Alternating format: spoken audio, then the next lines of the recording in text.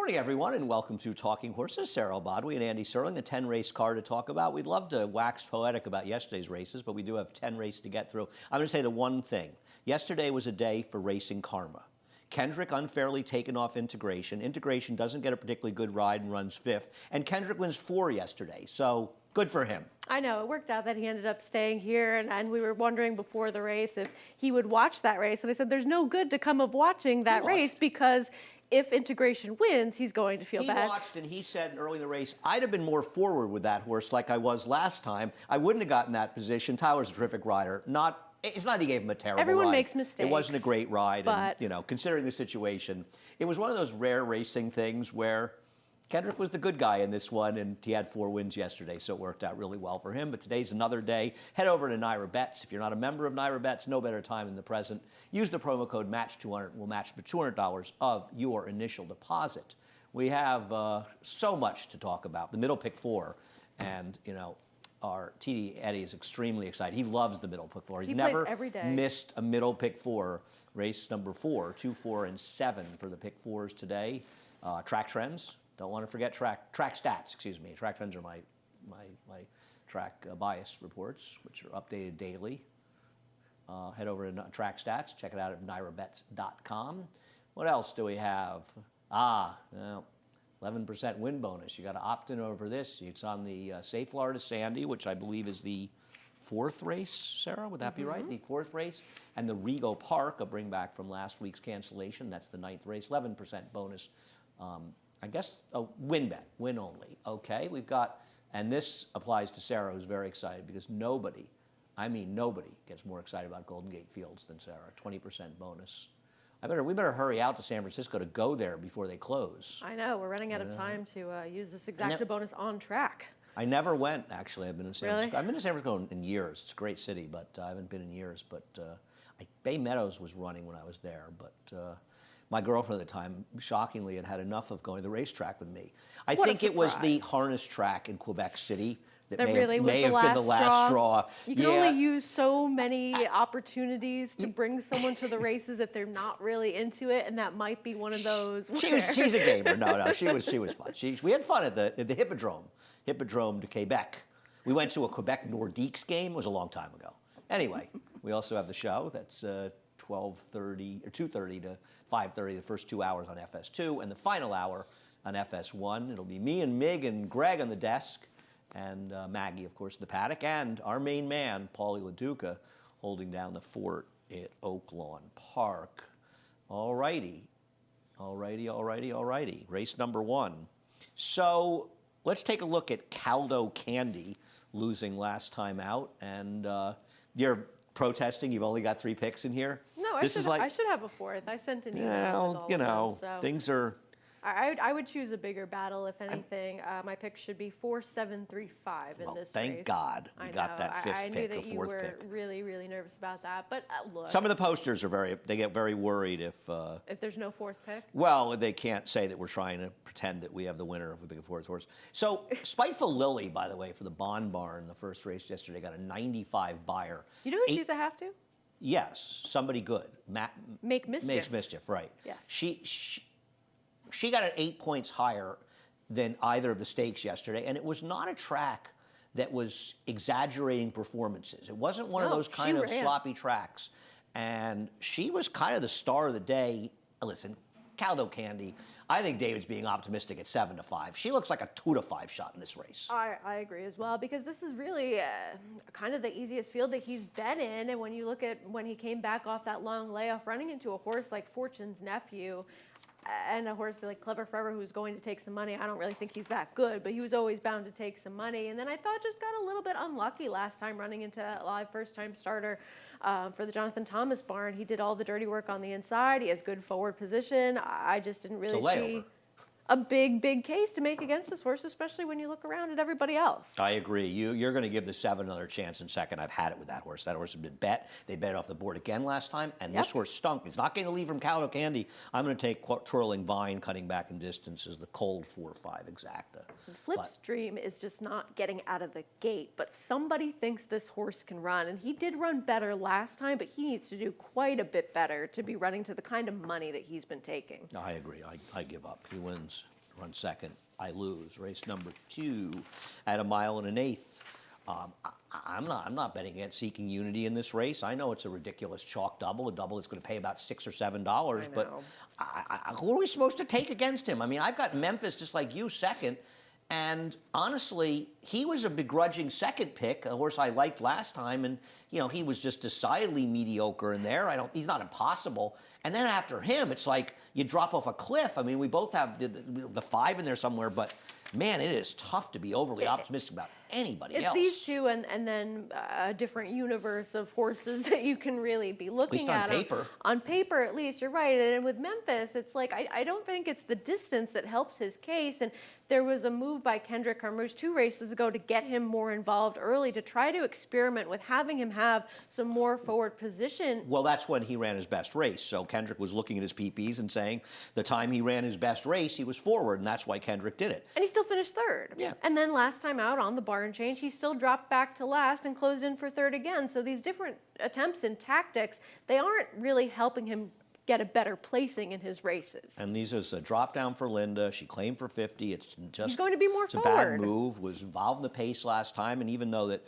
Cloud Forest held on in there, he was compromised. And Cloud Forest would be 1 to 1,000,000 in this race. And I don't think it was that bad a performance to finish 5th in that race compared to what he's facing today. relative to this field, I agree. Right. Yes, he's a layover in there, and these are 2 favorites that Sarah and I will not be trying to beat in the first 2 races. Race number 3, I know that the number 4. Cali Magic, we'll look at the last race, and the race that I regretted that day not really getting involved. I wasn't doing a lot of work, and she was a crazy price in there. But to be honest with you, she's going to be forward again today, and I'm not sure this field isn't easier than the one that she met last time. Sorry, go ahead. Well, I know that it's a last time was the time horse, but she runs close to this race. She's a cinch in here, in my opinion. Was this price so crazy depending on the kind of performances that she'd been putting forth as of late? I tried to make excuses for her for several starts that she was against track biases and still running well. And then the start before this one, she just didn't run at all. No, she didn't. So I tried to then say, okay, maybe this horse just can't run at all anymore. And perhaps I'm a little bit bitter because then she showed up with that performance at the price that she was last time. And you're right, if that race is run again in a spot like this, I think that she wins for fun. But I just didn't want to fully trust it because she had kind of fallen off the map with some of her performances before coming up with that big one, and she won't be anywhere near that price this time. No, she won't. I don't disagree. But she runs that race and a number of her races because I don't know what the great. Listen, I've got them second and third in different order than you, but I agree with you that Cinderella's Cause and April Antics are the other 2 horses. But what's so special about their races? Nothing at all. There's nothing special really about anybody's Excuse recent me. performances in this race, and I don't think either of us really wanted to trust a horse like Burnt again, who comes in with that big 78 buyer in a field that was relatively mediocre in comparison to race. this one. Right. I mean, Burn again, 79 buyer. David's got her 5-2 second choice. I'll be curious. I mean, take a look at that race. He's right that she's supposed to take money based in that race, but she beats Smoky Eyes, who's a turf horse. And racing colors. And it's sort of a silly field. This is a significantly better field that she's facing. And you look at her other dirt races, and they're atrocious. So She's much 100 slower. to 1 off those races. So this sort of weird random effort in a turfy race run on the dirt at a short price, she wins this race. I have to lose. And maybe you could make the argument that when she was running those races on the dirt that were so much slower than this, that she wasn't as good of a horse overall because her turf numbers were quite a bit slower as well, and they did gradually improve. But at the same time, it's still a reach, and especially at a short price, I just wasn't really willing to trust that she was going to repeat it against a better field of dirt horses. Yeah, I'm skeptical of her. Listen, I don't disagree this having an 8 of the other 2 horses. I just feel like Cali Magic is better, but hey, I'm defending the favorite, so I'm not going to go so far with that. The Safe Florida Sandy is a tough race because there's an enormous amount of pace in here. And as we talk about aggregation, who I thought ran very well to get run down by Dr. Ardito, and I was surprised that, frankly, he was favored over Dr. Ardito, I was as well. who had sort of a better resume. And he had to run in here. I mean, he had to go fast. Now, that was a situation where the other speed was an inferior animal. this is a situation where he's going to have to rate in all likelihood. He's not getting the lead from Andiamo a Firenze, Rotney, and Disarmed. So he's going to have to rate. Now, he is a horse that has rated successfully in the past. In fact, he did it with an 89 buyer. So it's not like he hasn't done it before. And I wasn't a believer in his. I thought he was a bit phony. But I actually think he's kind of turned it around. I don't love him in here. The problem is Ocean's Reserve. I get it. We'll show that his last race, and you picked him on top, and he can win. He is the greatest moto closer in a race packed with speed I've ever seen. And David may be right, he's 5-1, but I'm not sure he's not going to be everybody's baby in here. And look, I completely understand that argument because from the dynamics of this race, looking at it at least on paper, he seems to certainly stand out as being the horse that you want to come from off the pace, where you have all of those horses to his inside that we know want to show that forward position.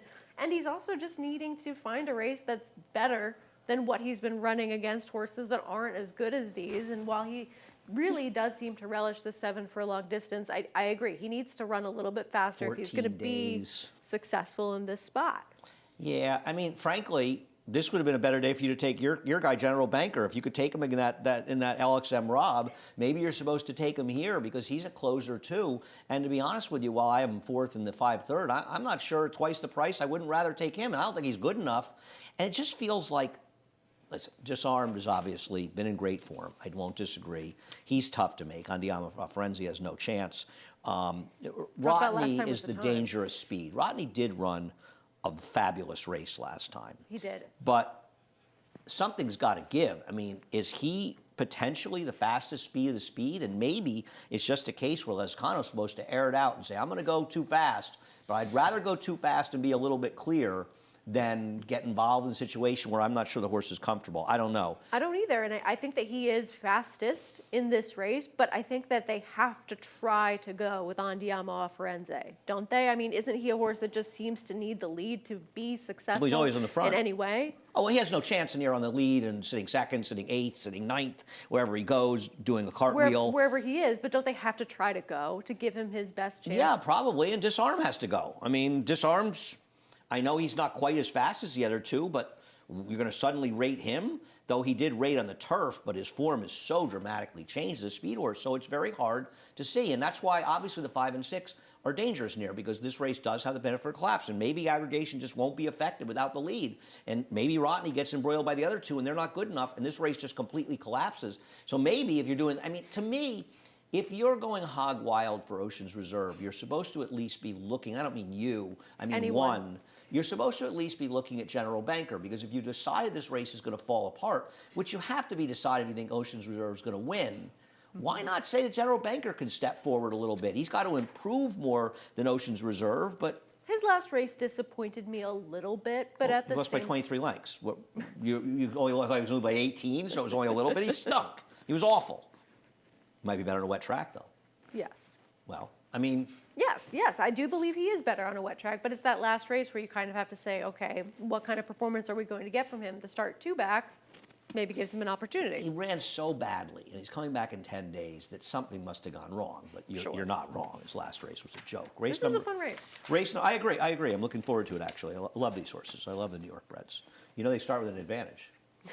Do you know that what percentage? You got to buy the yearlings this year, because in 2 years they're going to be running for huge money. So you got to get involved. 19% purse increase. Yeah, no, I listen. I joke around, and obviously No, it's a Naja great Thompson program, is the of director course, of the but- program's a close friend, but I've been supportive of that New York bred program ever since I saw Vandy Sue and Fratello Ed battling it out in the mid-'70s, long before you were around. A thought, yeah. The good old days when 17 or 19, I think it was 17 horses ran in the first running of the Empire Stakes at Saratoga, Wow. the 2-year-old New York bred dirt sprint. I watched it at the top of the stretch just to see all the horses coming around the turn. It was pretty cool. incredible. Yeah. It was one of the things I thought it was almost like a figment of my imagination, but then a friend of mine reminded me that there were, in fact, 17 horses were in that race. I remember it. Your mind plays tricks on you. Sure. So this is a bring back from a race canceled last Sunday, though there's an addition in here, and a major addition of Capital Idea down on the rail. But at the end of the day, J.D. Factor, we'll take a look at here, he's just the horse to beat. There's no argument against it. Absolutely. I mean, he really improved first start to his second start when he was getting a little bit more ground to work with, and he was so reactive to kick back in his first start that he just didn't seem to appreciate all the horses that were ahead of him really kicking up that dirt in his face. But now he had more forward position, going a little bit further, and he finished a really good second to a horse in Otello who, while he didn't improve his Beyer speed figure, he did win the Mucho Macho Man with a pretty bad trip in that race as well. So I think that you just have to look at him as a very serious contender, though the reaction to the kickback doesn't really enthuse me too much, that he appreciates the off-going. Okay, we'll argue about Otello's trip at another day. I did not think he had a pretty bad trip. I think he had a little bit of traffic while getting a good trip. So I mean, I hear you, but we'll argue. I guess I just don't blame the regression by 4 Beyer points too much because he did have that traffic to deal with. A lot of good things happened in that race as well. We'll see. The other Clement horse is coming back soon, Deterministic. Yes, the I one heard. who broke his maiden at Saratoga. Saratoga. Impressive. I'm looking for it. I took a little 107. I glommed off of a friend of mine who bet a few dollars on him at 107 to 1. He gave me a little tiny Just a piece. piece, Of a his 0.5%? $20 of it, yeah. A micro share. 107 to 1. I don't know. He was one of the more He was impressive good. maiden breakers No, he in was Saratoga. good. I don't blame you. If you want to bet a future, hey. Yeah, that's a good one. 107 to 1, I can That's dip a good in one. for a couple Yeah, dollars just as a little bit. opposed to, all others. because they at all three- have to at improve 5 to outside 2. of fierceness. I mean, all of Yeah. them. And he's got to regress, frankly. So, Capital Idea, speaking of the Clements, this horse did run like a horse. I will tell you, he got a very good ride from Trevor. And even though you're going to see the horses finishing on the outside in this race, this is a day you probably want to be inside. But I thought this was a very good educational effort for this horse first time out. And while it was a much slower race, he feels like a horse that's going to improve off of this effort. I feel like he was pretty brave the majority of this race because he was sort of always in that in-between horses kind of position until the very late stages of this race and never really got that clear running room until it was too late and he's trying to get into this photo for the second place finish here and ultimately ends up finishing third. So I agree. I thought this was a situation where he got a lot out of the experience of that race by having to sit and wait for a rider's cues throughout the majority of that race. Yeah, I'm going to stick with strategic decision I picked last time. I have absolutely no information, positively or negatively, on this horse, but it feels like around this time of the year, over the last few years, we've seen the likes of early voting break his maiden, Cloud Computing break his maiden, Crowded Trade, who lost to Gotham in his next start by a nose, break his maiden, and it makes me wonder a little bit if this is the one they sort of left up here that can run. And the one conversation I had with Chad Brown was not specifically this horse, but he did mention that he has some maidens for this barn that can run. Now, whether or not this one is one of them, I don't know, but I'm going to take a little shot with him. But he's got some competition inside of him. We'll see what happens. And the other thing is the JD Factor might be loose as a goose in this race as well. We'll take a break. The late pick 5 after a quick message. For almost 150 years, the Saratoga name has been synonymous with the finest quality, sustainably sourced spring water available anywhere. Saratoga carries on the rich tradition of its forefathers by crafting each stunning blue glass bottle with the same attention to detail and care that has been its hallmark for generations. Visit SaratogaSpringwater.com today or ask for us by name at your local market or restaurant. Saratoga Spring Water. Make every day exquisite.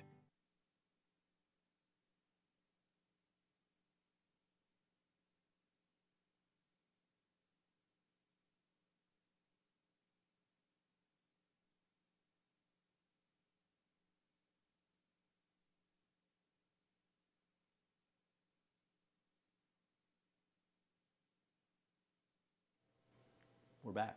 Sarah, Andy, race number 6. It's a bring back, slightly different bring back.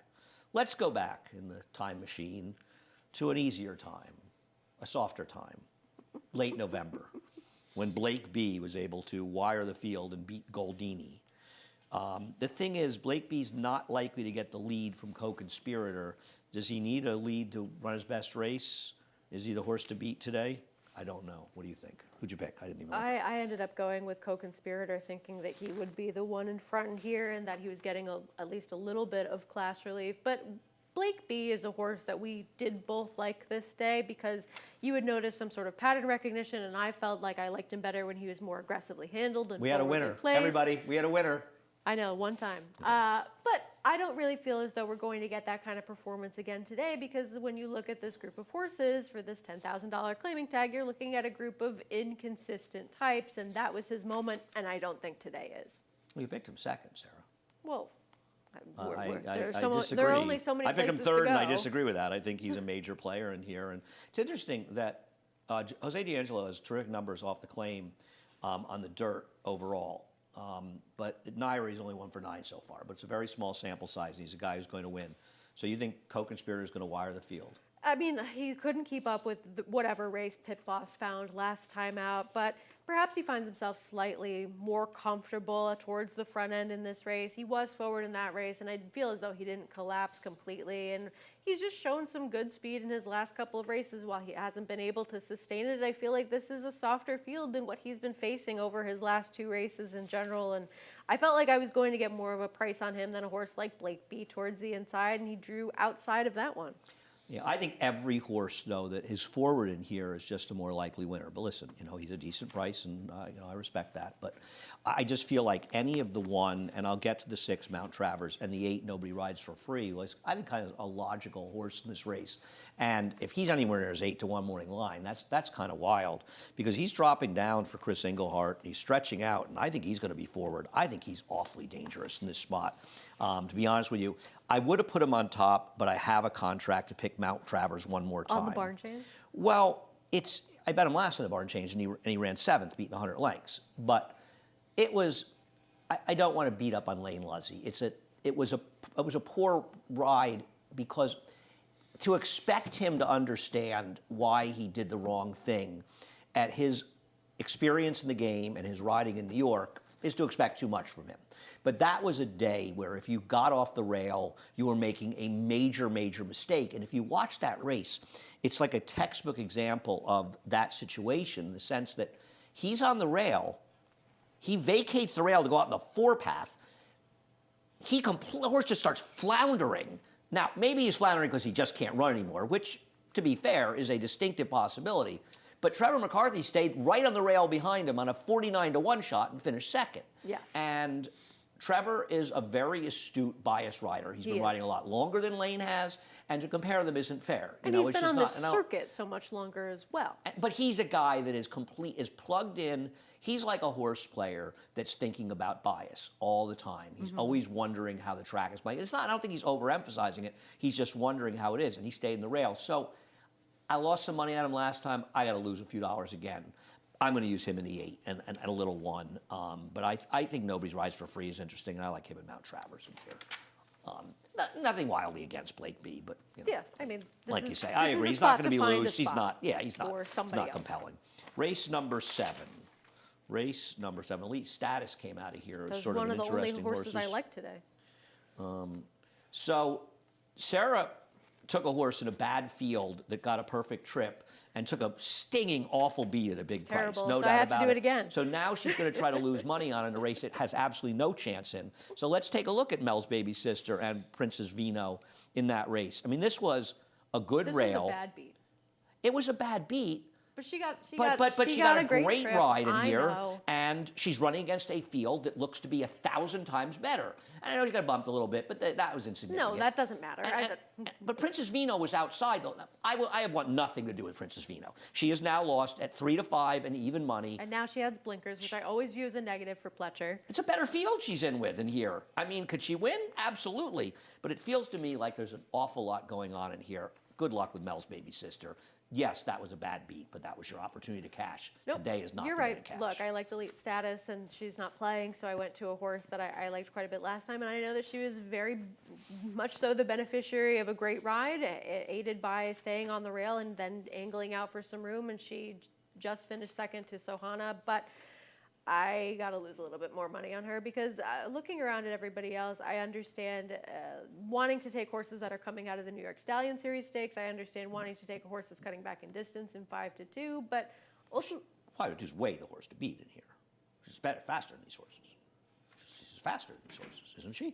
I guess, yeah. I mean, based on what she's done so far, but I liked her a little bit last time, and I couldn't make enough of an excuse for her in that race. Too fast a race for her. Maybe a mile is too far. It's 7 today. If you liked Elite Status, I'm surprised you don't have the horse I have on top higher. Because for my money, if you want a horse out of that race, you're supposed to want Miss Lau. She got lost and in that race. I mean, Eric did a good job. He got her off the rail in there. I don't know if it was him. I don't know if it was the horse. But this horse just got completely lost, dropped completely out of the race, and was really running at the end. So maybe he's just a goofy horse. Maybe it was a bit of a slow race, which it was. Or maybe she's figuring it out and she's going to run better today. I like her today. I like her chances. I'm pretty much 8-6 in this race. The four Equinox, to be fair, is a bit the horse to beat in here because she was running figures faster than these horses. I should say 5-2 is a horse to beat. The horse to beat is Equinox. I think David's crazy making this horse 8-1 in here. And he likes the horse. Yes, he does. But I don't understand. I mean, the only way this horse is going to that price is if everybody collectively says, I can't bet a horse that's leaving Rob Actress's barn. And Staying with the same connections, though, it's Mark Hennig for Rob Actress, and Mark's horses don't run the way Rob's do. So that's a fair thing, but I don't know. Mark wins, and I don't. All I'm saying is there's an argument that this horse should be the favorite in this race. She's running figures faster than these horses 4 months ago as a 2-year-old. Routine Improvement puts her in the low to mid 60s in here, which drowns these horses based on what they've done. That's a fair point. I think that race 2 back where she was third behind Unicorn Cake, we've seen horses kind of come out of that race and regress. So I kind of wonder if that 59 buyer was not really to be replicated, and she did regress ever so slightly. But Still at the same 54. time, you're right. It's still a 54. And when you look around at the rest of this field and what they've done so far, that's still Finished faster. 2 lengths behind Landed, who beat 5-2 by 7 lengths last time. It's not as simple a game as that, but Sure. I just don't particularly like her, but you're right. Based on what they've done so far, she should be a all I'm shorter saying price. is, I think in retrospect, it's hard to imagine that she's the same price as some other horses in this race. That's all I'm saying. I just, for instance, in my opinion, she's 5 times as likely to win as the horse that you picked on top. Because she could just be good. I don't know what race your horse has. And the other problem, your horse, she's got to get the right trip. But listen, maybe she'll get a good trip on the outside and like it wet. Who knows? Race number 8. I'm chalking it up in race number 8. Chalking it out. I'm not trying to beat Divine Cross. I mean, I don't know. We'll take a look at her win 2 back. I don't know. Maybe Jacobson's Barn's going to go cold and all these things. But handled a muddy track that day, and I don't see anybody in this field I'm supposed to run to bet. No, I guess the only concern with this horse is that maybe she could be running for a slightly more competitive level than this, but we see this time and time again with his horses where you might think that. Colonel Vargo is a great example of that situation where you think maybe he doesn't need to be running for a $10,000 tag and he could be more competitive in a higher tagged kind of spot, and that's how I sort of looked at her. But at the same time, she has races that are so much better than really anybody else in this race, so take that as what you will, and maybe it's not that much of a red flag after all. I mean, there's just a lot of horses in here that I cannot make a case to bet on. I mean, a horse like the 6, who had run faster figures, but was in the Diodoro and the Jacobson barn. She is not good She lately. she has gone through some very difficult barns to recover from. I mean, I've got Midtown Rose second because she's dropping a bit, and I took her last time, and she stunk last time. But she is dropping down, so I'll use her and give us your spiel on Behind the Couch. 2 back at the level, she was just behind a horse that had an uncontested early lead and was well clear in St. Eris's Girl, and nobody was beating that horse that day. I thought that she ran okay to finish second. Last time out, going the 7 furlongs, she didn't run well. She was a horse that was towards the inside, had some forward position, and really just flattened and dropped out of there. But Salibu won that race, has been really solid as of late. So now perhaps drawing towards the outside as she drops back in for the level that she was claimed. Second off the claim on dirt for Wayne Potts. I thought that maybe she would get a little bit more better position and run sort of the race that she ran 2 back, and that could put her in the mix. She runs her races 2 and 3 back. She can absolutely win this race. I will not argue with you. I cannot get over, tougher field or not, how badly That she was ran off the claim so for bad. Wayne Potts. That was really, now, really maybe awful. she'll bounce back from it, but I couldn't get past her last race. But you're not That's wrong. fair. I can't argue with that. See what happens in race number 8. Race number 9, the Rego Park. We've all looked at it before, and we'll finally get to see what happens. Antonio of Venice. Oh, I will never, ever, ever tire of showing the 8th race or 9th race from December 16th, a race that will live in infamy. I'm just going to show this As many times randomly. as we can. I think we should just show this on Talking Horses and Saratoga for for laughs and giggles, because this was the takedown that caught the world's attention. Twitter just had something to talk about over the holiday season. It was really a gift if you think about it that way. It did change when some real idiots came on with the narrative that we should be running on Christmas Day, and that would really change the game. I didn't hear that one. Oh, that was a That's special good one. You story. probably have a better life than I do, so you didn't notice. But that was one of the most remarkably funny. It was one of the great trolls of all time. Anybody who was serious about it is such an idiot that it's almost hard to believe. So I'm going Christmas to Day I'm going to racing. give them credit and say they were trolling because it's really scary. Anyhow, I don't know. It's I mean, look, at the Horse same has improved. He has. And his last race, regardless of what you think about the situation, he ran it. He was a horse that was coming from off the pace. He found himself some room one way or another, and he was still able to run by horses that had been more forwardly placed than he was. And I don't hold it against the horse the way that he was able to win that race. And I just think that he ends up being in a very comfortable type of position in this race where it's a shorter field. And it still projects to have some horses that are more forward than he is. And I felt as though maybe trying to make a case for Detective Tom, Always a Warrior would still be right there with him. So I'm still recovering from that B2 back. that was Tragic that was beat. That was one of the most that was a really good tragic idea beats and of a good 2023. price. That was And that you're was right. That was tough That for was you. a stinger. Anyway, I have no argument with him. I just will take a look at Mystic Joke against Always a Warrior. I just felt like Mystic Joke might be moving forward, and it seems like those Mike Maker horses have been running very well, and so I put him on top. I don't have a big argument. I think Antonio Venice is the horse to beat. Mystic Joke to me is the other horse. Detective Tom, maybe he wires the field. I think the Antonio Venice is going to be close enough to him that he's not supposed to beat him, and Always a Warrior is supposed to be sort of reasonably close. One of the 2, 3, 4 are going to win.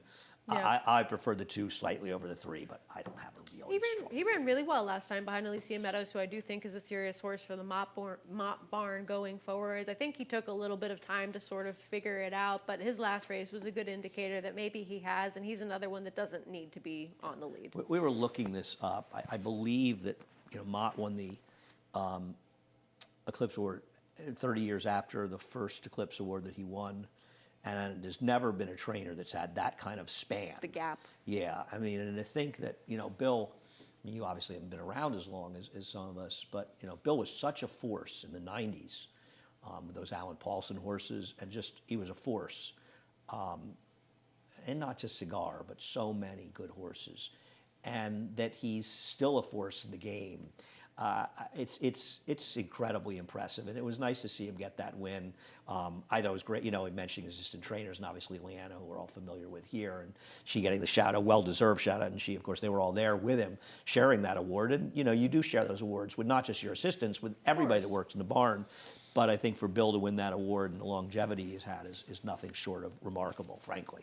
And not just the longevity in the game, longevity at the very At the pinnacle top of level, the game. yes, Yeah, it's absolutely. incredible. No, you make a great point, because to be able to sustain that Anything. kind of In anything. Yes. And in this one that's so competitive, it's terrific, and I couldn't be happier for him and all the people that work for him. So race number 10, the $1 million question is going to be whether or not Linda's found a way to figure out what to do about Augustine Red.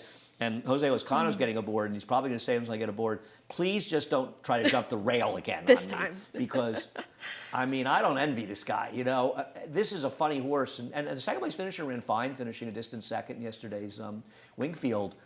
But look at him now. Like, you could see he wants to lug in, and Jose doesn't, he's trying to keep him out there. And, it shows you how strong these guys are, and he's using the left hand to keep him. And But the horse just doesn't care. eventually he realizes, and fortunately, he didn't jump over the horse between him and the rail, I and then know. he finally gets clear of him, and Jose can't stop him, and now he goes to the rail.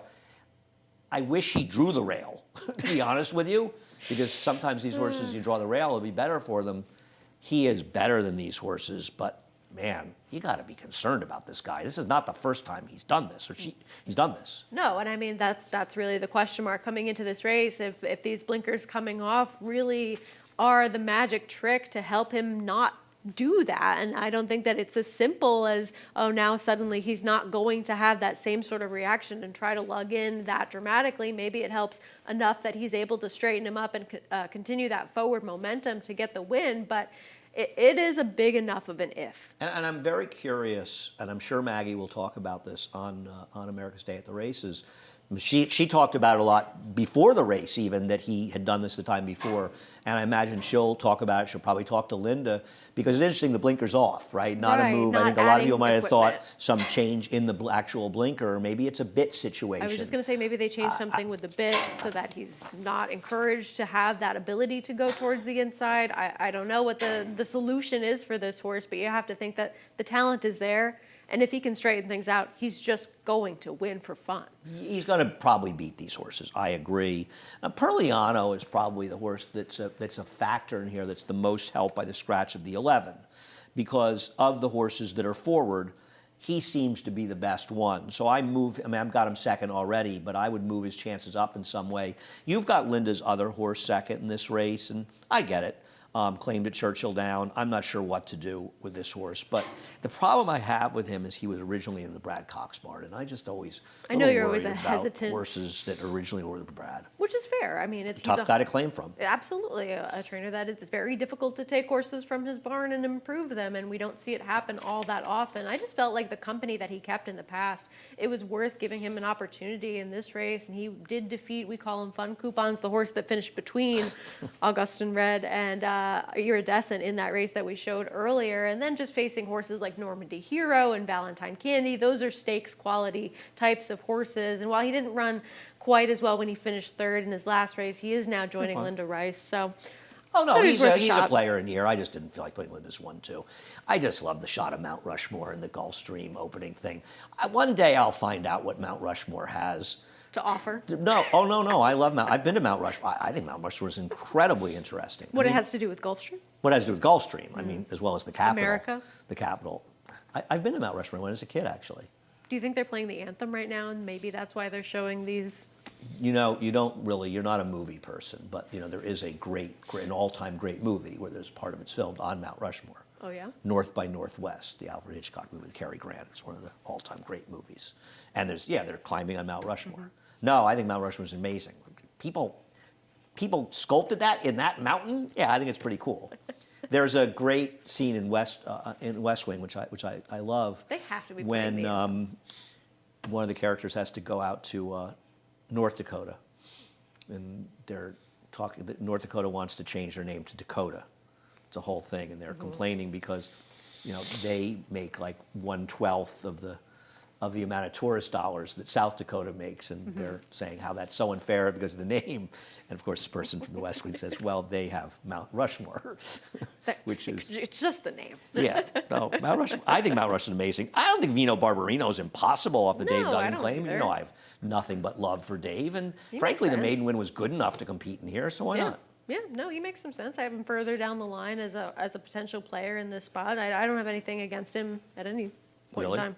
No. And you don't even, you know the name now because you sit by Ernie Munich, who actually was a role model for one of the Sweat Hogs. Not surprising anyone knows him. It may have been Horseshack. I don't want to give anything away, but it is a great name. It I have really, learned a lot really- sitting next to Ernie, so that's completely fair. Ernie's one of the truly greatest people ever associated with horse racing. Anyway, Sarah, thank you so much. We are done. Head on over to Naira Bets. We're not quite done. A little promoting not to done. do here. Well, you're a participant in this as well. Match 200, and we'll match the $200 of your initial deposit. This is the big moment. This is the glue that holds the whole thing together. And I do want to mention, speaking of Gulfstream, very happy to see Ron Nicoletti on the broadcast Yes. over the weekend. Yes, Ron, especially previewing right before the Pegasus as well. for so many of us that know Ron, he's one of the true good guys, like Ernie, one of the true good guys around the game for a long time. And a lot of people know that Ron has had health issues. To see him back was really a blessing and really a wonderful moment in yesterday's absurdities. Otherwise, so the middle pick fours, race 4, 2, 4, and 7.